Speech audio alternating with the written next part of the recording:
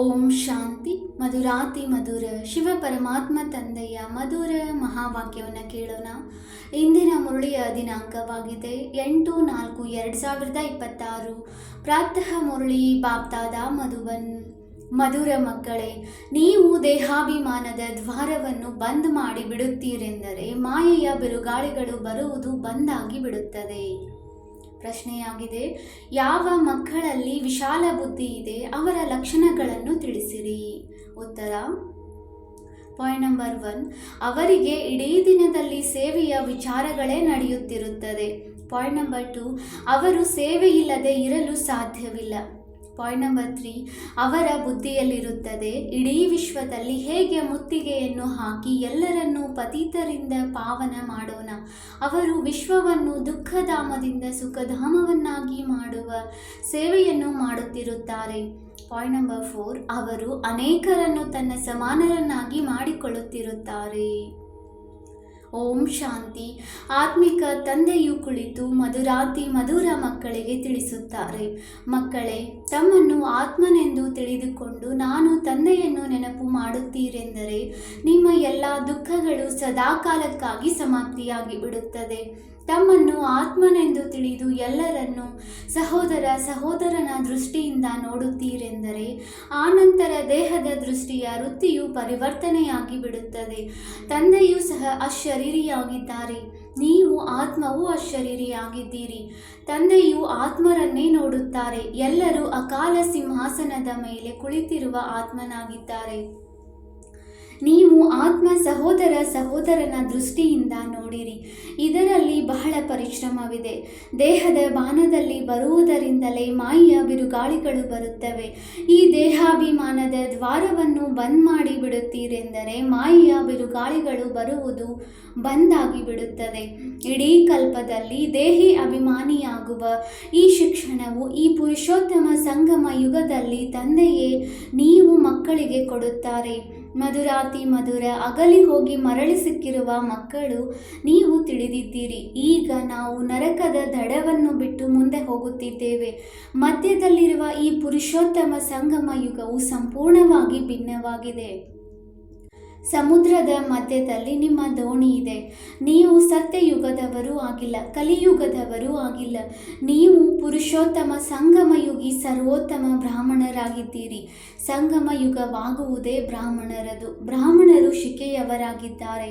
ಈ ಬ್ರಾಹ್ಮಣರದು ಬಹಳ ಚಿಕ್ಕದಾದ ಯುಗವಾಗಿದೆ. ಇದು ಒಂದೇ ಜನ್ಮದ ಯುಗವಾಗುತ್ತದೆ. ಇದು ನಿಮ್ಮ ಖುಷಿಯ ಯುಗವಾಗಿದೆ. ಖುಷಿಯು ಯಾವ ಮಾತಿನದಾಗಿದೆ? ಭಗವಂತನು ನಮಗೆ ಓದಿಸುತ್ತಾರೆ. ಇಂತಹ ವಿದ್ಯಾರ್ಥಿಗೆ ಎಷ್ಟೊಂದು ಖುಷಿಯಾಗುತ್ತದೆ. ನಿಮಗೆ ಈಗ ಇಡೀ ಚಕ್ರದ ಜ್ಞಾನವು ಬುದ್ಧಿಯಲ್ಲಿದೆ.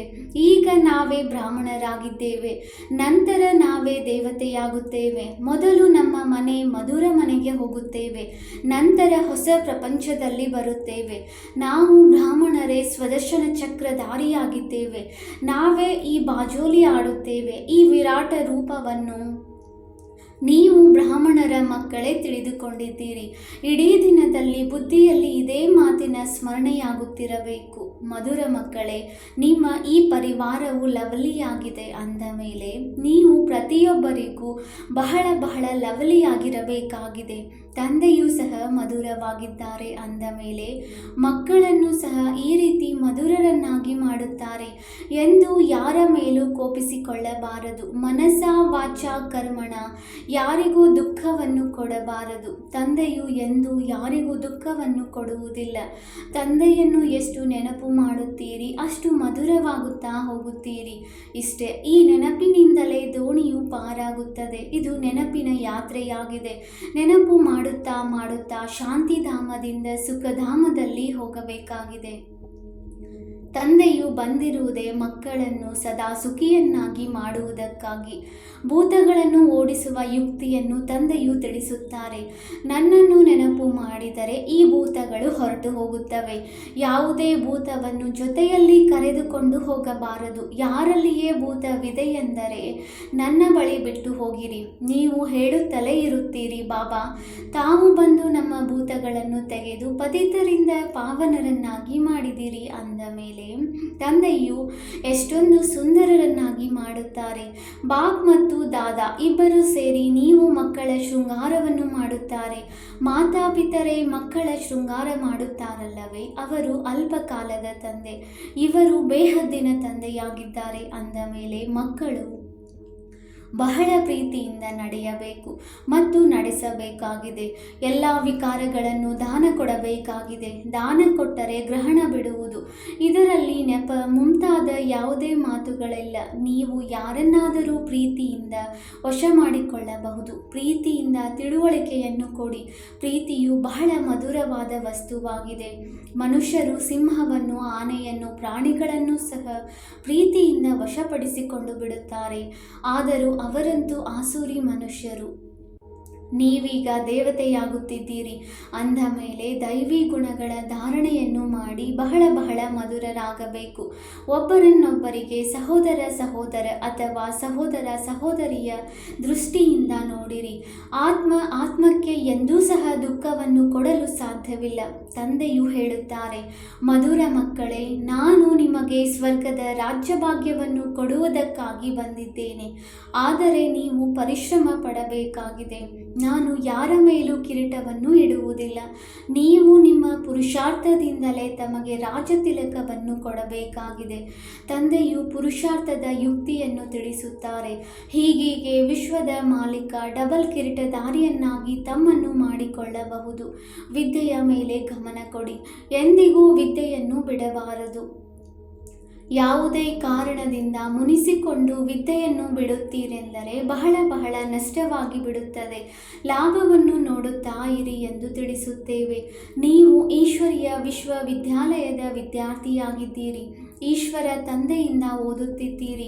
ಓದಿಕೊಂಡು ಪೂಜ್ಯ ದೇವತೆಯಾಗುತ್ತಿದ್ದೀರಿ. ಅಂದ ಮೇಲೆ ವಿದ್ಯಾರ್ಥಿಯೂ ಸಹ ಈ ರೀತಿ ರೆಗ್ಯುಲರ್ ಆಗಬೇಕಾಗಿದೆ.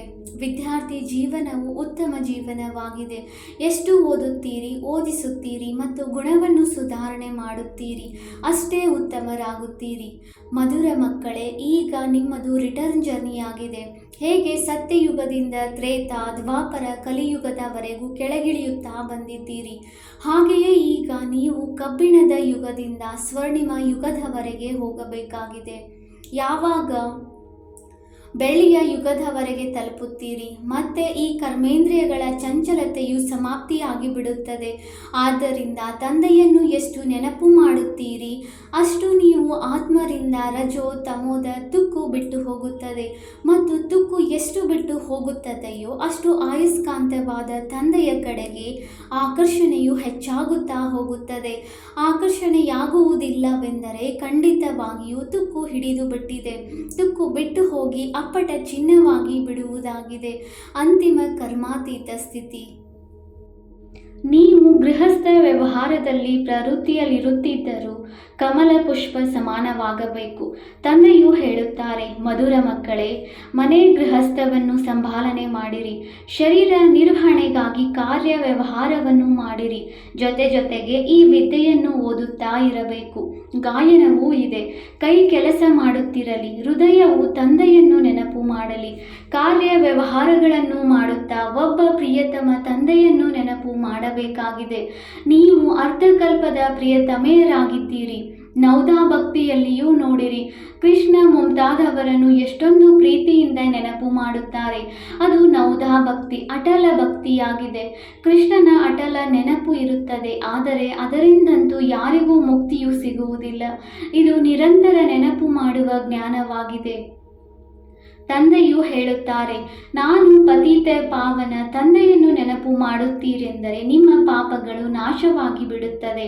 ಆದರೆ ಮಾಯೆಯು ಬಹಳ ಶಕ್ತಿಶಾಲಿಯಾಗಿದೆ, ಯಾರನ್ನೂ ಬಿಡುವುದಿಲ್ಲ.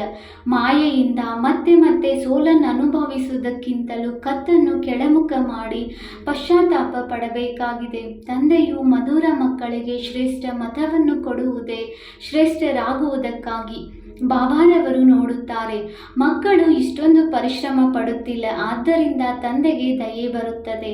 ಒಂದು ವೇಳೆ ಈಗ ಈ ಅಭ್ಯಾಸವನ್ನು ಮಾಡಲಿಲ್ಲವೆಂದರೆ ಮತ್ತೆ ಬಹಳ ಶಿಕ್ಷೆಗಳನ್ನು ಅನುಭವಿಸಬೇಕಾಗುತ್ತದೆ ಮತ್ತು ಕಲ್ಪವು ನಯಾ ಪೈಸೆಯ ಪದವಿಯನ್ನು ಪಡೆಯುತ್ತಿರುತ್ತೀರಿ. ಮೂಲ ಮಾತನ್ನು ಮಧುರ ಮಕ್ಕಳಿಗೆ ತಂದೆಯು ತಿಳಿಸುತ್ತಾರೆ. ದೇಹಿ ಅಭಿಮಾನಿಯಾಗಿರಿ, ದೇಹ ಸಹಿತವಾಗಿ ದೇಹದ ಎಲ್ಲ ಸಂಬಂಧಗಳನ್ನು ಮರೆತು ನನ್ನೊಬ್ಬನನ್ನೇ ನೆನಪು ಮಾಡಿರಿ. ಖಂಡಿತವಾಗಿ ಪಾವನರು ಆಗಬೇಕಾಗಿದೆ. ಕುಮಾರಿಯು ಯಾವಾಗ ಪವಿತ್ರವಾಗಿರುತ್ತಾಳೆ ಆಗ ಎಲ್ಲರೂ ಅವಳಿಗೆ ತಲೆ ಬಾಗಿಸುತ್ತಾರೆ. ವಿವಾಹ ಮಾಡಿಕೊಂಡ ನಂತರ ಪೂಜಾರಿ ಆಗಬೇಕಾಗುತ್ತದೆ, ಎಲ್ಲರ ಮುಂದೆ ತಲೆ ಬಾಗಿಸಬೇಕಾಗುತ್ತದೆ. ಕನ್ಯೆಯು ಮೊದಲು ತಂದೆಯ ಮನೆಯಲ್ಲಿರುತ್ತಾಳೆ, ಆಗ ಮಿತ್ರ ಸಂಬಂಧಿಗಳ ನೆನಪು ಇಷ್ಟೊಂದು ಬರುತ್ತಿರಲಿಲ್ಲ. ವಿವಾಹದ ನಂತರ ದೇಹದ ಸಂಬಂಧವು ಹೆಚ್ಚಾಗುತ್ತದೆ, ನಂತರ ಪತಿ ಮಕ್ಕಳಲ್ಲಿ ಮೋಹವು ಹೆಚ್ಚಾಗಿ ಬಿಡುತ್ತದೆ. ಅತ್ತೆ ಮಾವ ಮುಂತಾದವರೆಲ್ಲರ ನೆನಪು ಬರುತ್ತಿರುತ್ತದೆ. ಮೊದಲಂತೂ ಕೇವಲ ತಂದೆ ತಾಯಿಯಲ್ಲಿಯೇ ಮೋಹವಿರುತ್ತದೆ, ಇಲ್ಲಂತೂ ಆ ಎಲ್ಲ ಸಂಬಂಧಗಳನ್ನು ಮರೆಯಬೇಕಾಗುತ್ತದೆ. ಏಕೆಂದರೆ ಇವರೊಬ್ಬರೇ ನಿಮ್ಮ ಸತ್ಯವಾದ ಮಾತಾಪಿತನಲ್ಲವೇ? ಇದು ಈಶ್ವರ್ಯ ಸಂಬಂಧವಾಗಿದೆ. ಗಾಯನವೂ ಇದೆ, ತ್ವಮೇವ ಮಾತಾಶ್ಚ ಪಿತಾ ತ್ವಮೇವ ಬಂಧು ಸಖ. ಈ ಮಾತಾಪಿತರಂತೂ ನಿಮ್ಮನ್ನು ವಿಶ್ವದ ಮಾಲೀಕರನ್ನಾಗಿ ಮಾಡುತ್ತಾರೆ. ಆದ್ದರಿಂದ ತಂದೆಯು ತಿಳಿಸುತ್ತಾರೆ, ನಾನು ಬೇಹದ್ದಿನ ತಂದೆಯನ್ನು ನಿರಂತರವಾಗಿ ನೆನಪು ಮಾಡಿರಿ. ಮತ್ಯಾವುದೇ ದೇಹದಾರಿಗಳೊಂದಿಗೆ ಮಮತ್ವವನ್ನು ಇಡಬಾರದು. ಸ್ತ್ರೀಗೆ ಕಲಿಯುಗದಲ್ಲಿರುವ ಪತಿಯು ಎಷ್ಟೊಂದು ನೆನಪಿರುತ್ತಾರೆ. ಅವರಂತೂ ಗುಂಡಿ ನರಕದಲ್ಲಿ ಬೀಳಿಸುತ್ತಾರೆ. ಇವರು ಬೇಹದ್ದಿನ ತಂದೆ ಅಂದ ಮೇಲೆ ನಿಮ್ಮನ್ನು ಸ್ವರ್ಗದಲ್ಲಿ ಕರೆದುಕೊಂಡು ಹೋಗುತ್ತಾರೆ. ಇಂತಹ ಮಧುರ ತಂದೆಯನ್ನು ಬಹಳ ಪ್ರೀತಿಯಿಂದ ನೆನಪು ಮಾಡುತ್ತಾ ಮತ್ತು ಸ್ವದರ್ಶನ ಚಕ್ರವನ್ನು ತಿರುಗಿಸುತ್ತಾ ಇರಬೇಕು. ಇದೇ ನೆನಪಿನ ಬಲದಿಂದಲೇ ನಿಮ್ಮ ಆತ್ಮವು ಕಂಚನವಾಗಿ ಸ್ವರ್ಗದ ಮಾಲೀಕರನ್ನಾಗಿ ಮಾಡಿಬಿಡುತ್ತದೆ. ಸ್ವರ್ಗದ ಹೆಸರನ್ನು ಕೇಳಿಯೇ ಹೃದಯವು ಖುಷಿಯಾಗಿ ಬಿಡುತ್ತದೆ. ಯಾರು ನಿರಂತರ ನೆನಪು ಮಾಡುತ್ತಾರೆ ಮತ್ತು ಅನ್ಯರಿಗೂ ನೆನಪು ತರಿಸುತ್ತಾರೆಯೋ ಅವರೇ ಶ್ರೇಷ್ಠ ಪದವಿಯನ್ನು ಪಡೆಯುತ್ತಾರೆ. ಈ ಪುರುಷಾರ್ಥವನ್ನು ಮಾಡುತ್ತಾ ಅಂತ್ಯದಲ್ಲಿ ಆ ಸ್ಥಿತಿಯು ನಿಮ್ಮದಾಗಿ ಬಿಡುತ್ತದೆ. ಇದಂತೂ ಪ್ರಪಂಚವು ಹಳೆಯದಾಗಿದೆ, ದೇಹವು ಹಳೆಯದಾಗಿದೆ, ದೇಹ ಸಹಿತ ದೇಹದ ಎಲ್ಲ ಸಂಬಂಧವೂ ಹಳೆಯದಾಗಿದೆ. ಅದೆಲ್ಲದರಿಂದ ಬುದ್ಧಿಯೋಗವನ್ನು ಸರಿದು ಒಬ್ಬ ತಂದೆಯ ಸಂಘದೊಂದಿಗೆ ಜೋಡಿಸಬೇಕಾಗಿದೆ. ಅದರಿಂದ ಅಂತ್ಯಕಾಲದಲ್ಲಿಯೂ ಆ ಒಬ್ಬ ತಂದೆಯೇ ನೆನಪಿರಬೇಕು. ಮತ್ಯಾವುದೇ ಸಂಬಂಧದ ನೆನಪಿದೆ ಎಂದರೆ ಅಂತ್ಯದಲ್ಲಿಯೂ ಅವರ ನೆನಪು ಬಂದು ಬಿಡುತ್ತದೆ ಮತ್ತು ಪದವಿ ಭ್ರಷ್ಟ ಆಗಿಬಿಡುತ್ತದೆ. ಅಂತ್ಯಕಾಲದಲ್ಲಿ ಯಾರು ಬೇಹದ್ದಿನ ತಂದೆಯ ನೆನಪಿನಲ್ಲಿರುತ್ತಾರೆಯೋ ಅವರೇ ನರನಿಂದ ನಾರಾಯಣನಾಗುವರು. ತಂದೆಯ ನೆನಪಿದೆ ಎಂದರೆ ಮತ್ತೆ ಅವರಿಗಾಗಿ ಶಿವಾಲಯವು ದೂರವಿಲ್ಲ. ಮಧುರಾತಿ ಮಧುರ ಅಗಲಿ ಹೋಗಿ ಮರಳಿ ಸಿಕ್ಕಿರುವ ಮಕ್ಕಳು ಬೇಹದ್ದಿನ ತಂದೆಯ ಬಳಿ ಬರುವುದೇ ರಿಫ್ರೆಶ್ ಆಗುವುದಕ್ಕಾಗಿ. ಏಕೆಂದರೆ ಮಕ್ಕಳಿಗೆ ಗೊತ್ತಿದೆ, ಬೇಹದ್ದಿನ ತಂದೆಯಿಂದ ವಿಶ್ವದ ರಾಜ್ಯ ಭಾಗ್ಯವು ಸಿಗುತ್ತದೆ.